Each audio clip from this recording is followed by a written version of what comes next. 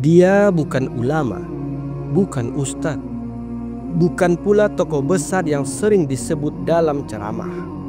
Tapi ketika rohnya dicabut, para malaikat menangis. Ketika rohnya naik ke langit, malaikat penjaga langit berdiri berbaris, seolah menyambut kedatangan kekasih yang lama dirindukan. Dan saat roh itu dibaringkan dalam kubur, Mungkar dan Nakir datang untuk menyoal dan menyiksa. Namun kali ini mereka tak sanggup, mereka tak berkutik. Cahaya yang terpancar dari tubuhnya membuat mereka terdiam. Lalu, siapakah sebenarnya orang ini? Apa yang telah ia lakukan hingga begitu dikenal di langit, meski tak dikenali di bumi? Inilah kisah nyata, tangisan malaikat untuk hamba yang tak dikenal. Simak kisah ini sampai selesai, karena bisa jadi rahasia yang ia bawa adalah kunci keselamatan yang selama ini kita abaikan. Namanya Pak Saiban.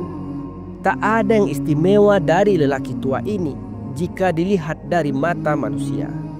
Ia tinggal di sebuah gang sempit di pinggiran kota. Rumahnya kecil, berdinding papan yang mulai keropos, dan atap seng yang setiap musim hujan memukul-mukul seperti genderang usang. Setiap pagi, ia mendorong gerobak kecil, bukan jualan besar-besaran, hanya minyak kayu putih, balsam, dan beberapa bungkusan kecil rempah-rempah yang ia beli dari pasar grosir lalu dijual lagi di terminal dan perempatan. Hasilnya tidak banyak, kadang cukup untuk makan hari itu, kadang hanya cukup untuk membeli beras 1/4 kilo. Tetangganya mengenalnya sebagai orang pendiam, ramah, tapi tak suka banyak bicara. Ia tak punya ponsel, tak aktif di majelis RT, tak pernah berbicara soal politik. Tapi setiap kali musola butuh dibersihkan, ia yang datang duluan. Setiap kali ada anak kecil belajar ngaji, ia bantu menyalakan kipas atau membagikan air putih. Orang mengira hidupnya sepi, karena sejak istrinya wafat 5 tahun lalu, ia tinggal sendiri. Anak-anaknya merantau dan jarang pulang. Tapi siapa sangka, kesendiriannya justru menjadi jalan paling sunyi untuk mengenal Allah. Tak ada yang tahu apa yang dia lakukan di malam hari. Tapi seorang tetangga pernah melihat dari celah ventilasi Pak Saiban sedang bersujud lama sekali. Dan setelah sujud ia menangis, menggenggam sejadah lusuhnya erat-erat, seolah ada sesuatu yang tak ingin ia lepaskan. Ya Allah, jangan ambil nyawaku kecuali Engkau ridho kepadaku. Doa itu lirih, pelan, nyaris tak terdengar, tapi getarannya seolah mengguncang langit malam itu.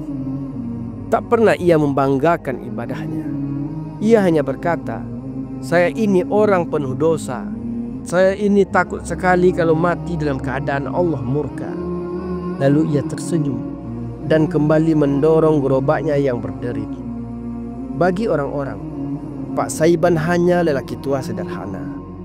Tapi bagi langit, ia adalah kekasih malam, hamba yang merangkak dalam gelap, membawa luka hidupnya, lalu menaruhnya di hadapan Tuhan dengan linangan air mata. Dan tanpa sepengetahuan siapapun, setiap malam, di saat kampungnya terlelap, Pak Saiban bangkit dari kasurnya yang tipis. Ia duduk di ujung ranjang, mengusap wajahnya, lalu mengambil air wudhu yang menggigilkan tulang. Dengan tubuh renta yang kadang gemetar, ia tetap berdiri. Sholat 2 rakaat, kadang 4, kadang 8. Tapi selalu ia akhiri dengan satu doa yang tak pernah berubah. Ya Allah, jangan biarkan aku wafat kecuali Kau ridho. Ya Rob, kecuali Engkau ridho. Dan doa itulah yang kelak akan menjadikan malaikat pun tak mampu menahan tangis ketika rohnya kembali ke hadapan Sang Pencipta. Karena ternyata surga merindukan hamba yang tak dikenal di bumi, tapi setiap malam mengetuk pintu langit dengan sujudnya.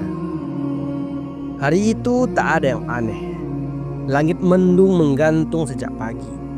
Angin bertiup pelan, menyusuri gang-gang sempit kampung tempat Pak Saiban tinggal. Burung-burung masih berceloteh di atas genteng. Anak-anak berlari ke sekolah, dan suara tukang sayur bersautan di kejauhan. Pak Saiban seperti biasa mendorong gerobaknya yang tua. Ia melewati jalanan tanah yang mulai becek karena gerimis semalam. Sepatunya yang usang memercikkan lumpur, tapi ia tetap melangkah pelan, seolah tak ingin meninggalkan jejak yang dalam. Beberapa orang menyapa, "Pak, jaga kesehatan ya." Ia hanya mengangguk sambil tersenyum. Ada sinar yang aneh di wajahnya hari itu. Bukan muram, bukan pula gembira, tapi tenang, sangat tenang. Di ujung terminal, ia bertemu seorang tukang becak yang sedang duduk melamun. Tanpa banyak bicara, Pak Saiban duduk di sebelahnya, membuka bungkusan plastik kecil dari kantongnya. "Ini sisa roti semalam, boleh kita makan bareng?" Tukang becak itu menatapnya. "Pak, saya yang harusnya malu. Sampai segini hidup, baru kali ini ada yang nawarin roti tanpa saya minta." Pak Saiban hanya tertawa kecil. "Roti ini rezeki Allah, kita cuma kebagian bagiannya." Tak lama kemudian ia pamit. "Maaf ya, saya harus pulang lebih awal. Badan rasanya capek hari ini." Tak ada yang menyangka itu adalah pamit terakhir. Menjelang asar, seorang anak kecil dari tetangga sebelah memanggil-manggil dari luar rumah. "Pak Saiban, musola mau mulai ngaji." Tak ada jawaban. Pintu rumahnya tak terkunci. Anak itu mengintip dan menemukan Pak Saiban sudah terbaring di atas sejadahnya. Matanya terpejam, wajahnya bersinar, tangannya masih menggenggam kayu tasbih yang sudah kusam, dan di sampingnya segelas air yang belum sempat diminum. Orang-orang mulai berdatangan. Tak ada yang berani menyentuh. Tak ada pula yang menangis dengan histeris.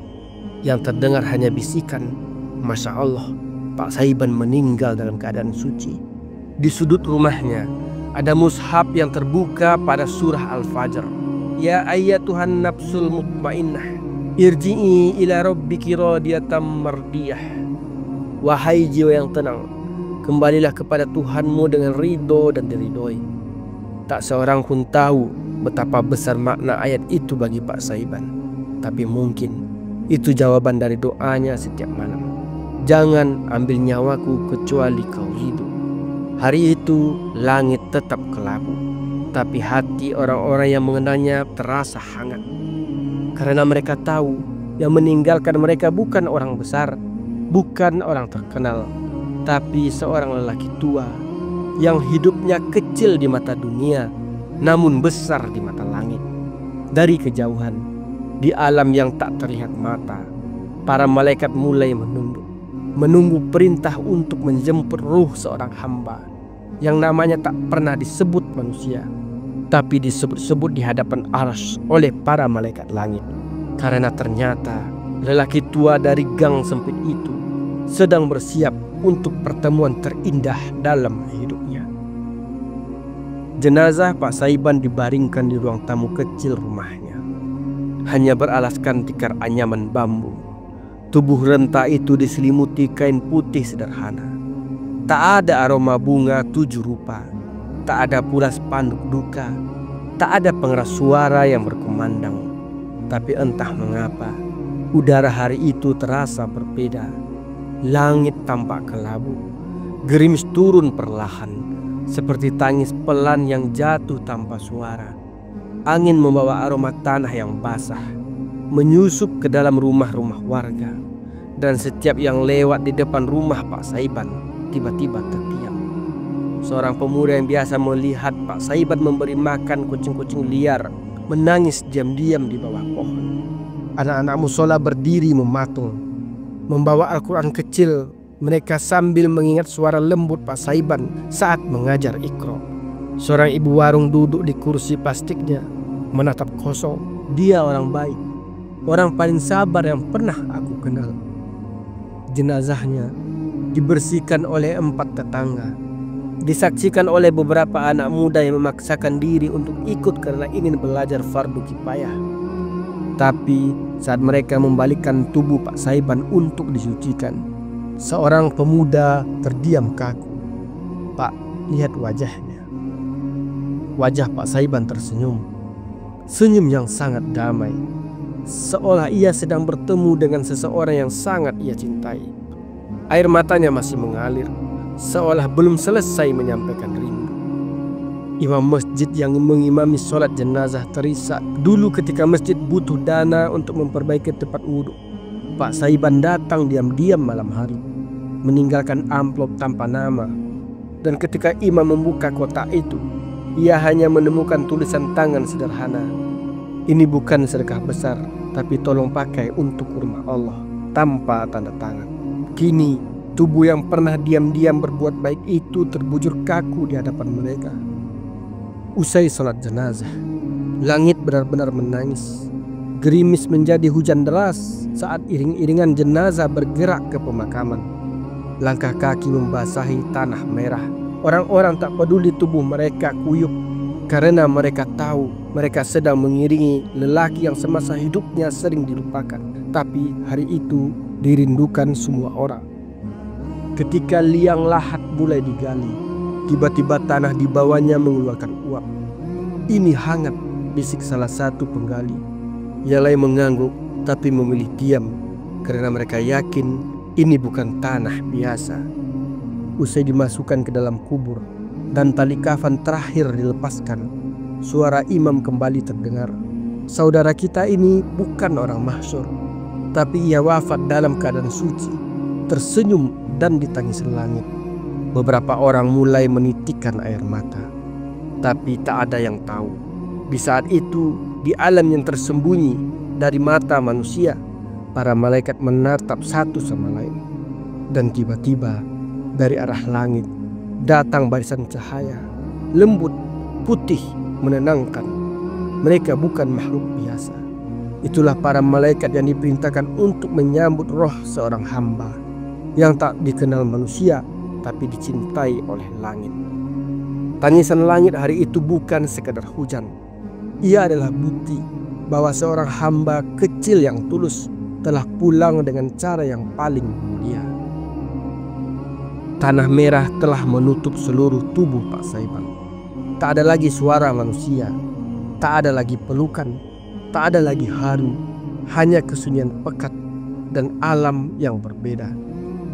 Saat orang-orang meninggalkan pemakaman dengan langkah tertunduk, sesuatu yang tak terlihat oleh mata mulai terjadi di dalam kubur.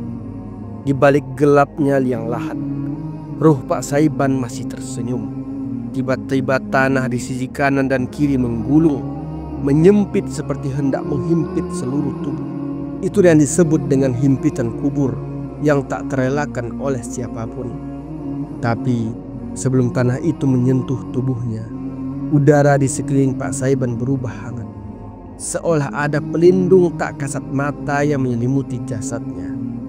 Dua makhluk agung muncul, besar, berwibawa, wajah mereka seperti kilat, dan suara mereka mengguntur seperti guntur di musim hujan. Mereka adalah Mungkar dan Nakir. Dengan suara tegas dan menggema, mereka bertanya, "Man Rabbuka? Siapa Tuhanmu?" Pak Saiban tersenyum. Suara lirih keluar dari bibirnya yang telah beku. "Rabbi Allah, Rabbku Allah, Rabbku adalah Allah." Kedua malaikat itu bertukar pandang. Lalu satu lagi pertanyaan dilontarkan. "Ma dinuka? Apa agamamu?" Dengan suara tenang dan ringan, Pak Saiban menjawab, "Dini al-Islam, agamaku adalah Islam." Lalu pertanyaan terakhir, "Siapa lelaki yang diutus kepada kalian?" Pak Saiban menunduk sejenak, seperti ingin mencium tanah. Air mata kembali mengalir di wajahnya. "Huwa Muhammad, Nabi Muhammad. Aku mencintainya meski belum pernah melihat wajahnya." Begitu selesai menjawab, suasana berubah. Cahaya lembut memenuhi kuburnya. Dinding tanah yang tadinya sempit menjauh, meluas sejauh mata memandang. Pak Saiban seolah berada di taman hijau dengan aroma kasturi, suara burung yang merdu, dan kesejukan abadi. Dua malaikat itu tersenyum dan sesuatu yang langka terjadi. Mereka tidak pergi, mereka duduk di dekat Pak Saiban, memandang wajah damainya, seolah sedang menunggu sesuatu. Tak lama kemudian, malaikat lain datang membawa berita dari langit. Wahai roh yang tenang, bergembiralah. Sesungguhnya Allah telah mencintaimu sebelum manusia mengenalmu. Seketika itu, taman kubur Pak Saiban dipenuhi cahaya keemasan. Bahkan para malaikat penjaga langit yang biasa menyaksikan para nabi pun berdiri memberi salam. Salam kesejahteraan untuk hamba Allah yang sembunyi dalam kebaikan. Tak satu pun dari mereka menyebut nama, karena di sisi langit nama tak lagi penting. Yang tercatat di lembaran langit hanyalah hamba yang mencintai Allah dalam sepi dan takut kepadanya dalam sunyi. Itulah Pak Saiban. Ia bukan siapa-siapa di mata dunia, tapi di sisi Allah, ia adalah hamba yang membuat para malaikat menangis, karena akhirnya ia pulang. Beberapa hari setelah pemakaman Pak Saiban, kampung kecil itu kembali ke rutinitas biasa. Warung-warung dibuka, anak-anak kembali bermain di pematang sawah, dan suara ayam bersautan setiap pagi seperti sebelumnya. Namun, ada satu hal yang berbeda. Rasa kehilangan masih menggantung di udara. Ada hening yang aneh setiap melewati surau tua di ujung kampung. Karpet yang biasa dipakai Pak Saiban kini tergulung. Sudut tempat ia sujud tampak kosong, seolah bumi merindukan sentuhannya. Dan saat itulah rahasia demi rahasia mulai terkuak. Bukan dari ceramah, bukan dari tulisan, melainkan dari kisah-kisah sederhana yang berhamburan dari mulut ke mulut.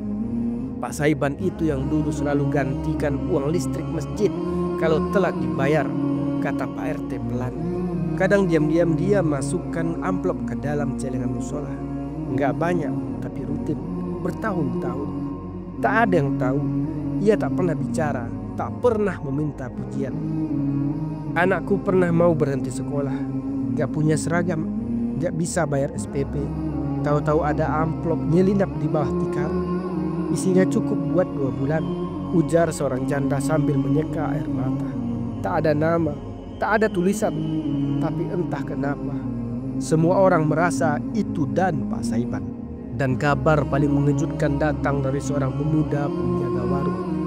Waktu saya sakit, gak bisa kerja, istri mau lahiran, ada orang datang ngantar beras, telur, minyak. Mukanya ditutup sarung, cuma bilang ini titipan Allah. Saya lihat dari jauh, itu Pak Saiban. Makin hari, kisah-kisah itu terus muncul, satu demi satu, dan semuanya punya benang merah yang sama.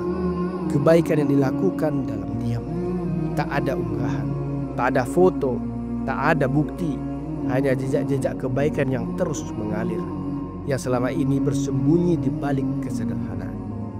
Pak Saiban adalah orang yang kalau bersedekah, tangan kirinya benar-benar tak tahu apa yang diberi tangan kanannya. Ia tak pernah bicara soal amalnya, karena ia lebih sibuk membisikkan doa-doa malamnya. Dan mungkin itulah rahasia kenapa langit menangis saat ia dipanggil pulang. Bahkan tukang gali kubur pun berkata, baru kali ini saya gali kubur yang baunya harum sekali, seperti bunga tapi lembut menenangkan. Anak-anak kecil yang dulunya selalu diajari mengaji dengan suara pelan di sore hari mulai berkumpul kembali. Mereka duduk di teras surau menunggu, padahal tak ada lagi yang datang, karena mereka rindu. Dan di tengah rindu itulah kampung itu mulai berubah. Anak-anak muda yang dulunya malas ke masjid kini mulai ikut berjamaah. Warga yang tadinya mulai saling acuh kini mulai saling sapa dan bantu. Semua karena satu orang yang tak pernah berdakwah lewat lisan, tapi menjadi cahaya lewat perbuatan. Mereka baru sadar bahwa hamba kecil yang mereka anggap biasa itu telah menanam kebaikan di banyak hati tanpa pernah meminta balasan. Dan mungkin Inilah makna dari sabda Rasulullah SAW. Sesungguhnya Allah memiliki hamba-hamba yang tersembunyi. Mereka tidak dikenal di bumi, namun sangat dikenal oleh penghuni langit. Dan Pak Saiban adalah salah satu darinya. Apa yang membuat seorang hamba besar di hadapan Allah? Bukan jumlah pengikut, bukan viral namanya, bukan popularitas yang meledak di dunia maya, tapi bisikan doa di tengah malam, langkah kakinya yang menyapa masjid ketika semua tertidur, dan tangannya yang memberi tanpa pernah ingin dilihat siapapun. Pak Saiban adalah cermin bagi kita semua. Ia mengingatkan kita bahwa syiar tak selalu lewat mikrofon, tapi juga lewat diam yang penuh makna. Ia tak pernah berceramah, tapi hidupnya adalah ceramah. Ia tak pernah jadi panitia dakwah, tapi setiap langkahnya adalah dakwah. Betapa sering kita menunda kebaikan karena menunggu kesempatan besar, padahal kebaikan sejati justru tumbuh dari hal yang kecil, yang dilakukan terus-menerus dengan tulus. Tak perlu menunggu kaya untuk bersedekah, tak perlu menjadi ustadz untuk mengajak kebaikan, tak perlu populer untuk menjadi orang yang dikenal langit. Dalam dunia yang semakin bising ini, di mana amal seringkali dibarengi niat untuk dilihat, kisah Pak Saiban ini menyentak kesadaran kita. Ternyata hamba-hamba yang menaklukkan langit dengan amal yang tersembunyi, yang tak peduli dengan panggung, karena yang mereka cari hanya ridho Tuhan. Mereka tidak viral di dunia, tapi disebut-sebut di langit. Mereka tidak punya nama besar, tapi malaikat berdiri menghormati jenazahnya. Dan lebih dari itu, mereka hidup bukan untuk dikenang manusia, tapi untuk dicintai Allah. Sebagaimana hadis yang pernah diriwayatkan oleh Abu Hurairah, sesungguhnya Allah mencintai hamba yang bertakwa, yang kaya hatinya, yang menyembunyikan amalannya. Renungkan saudaraku, berapa banyak dari amal kita yang masih kita sisakan hanya untuk Allah?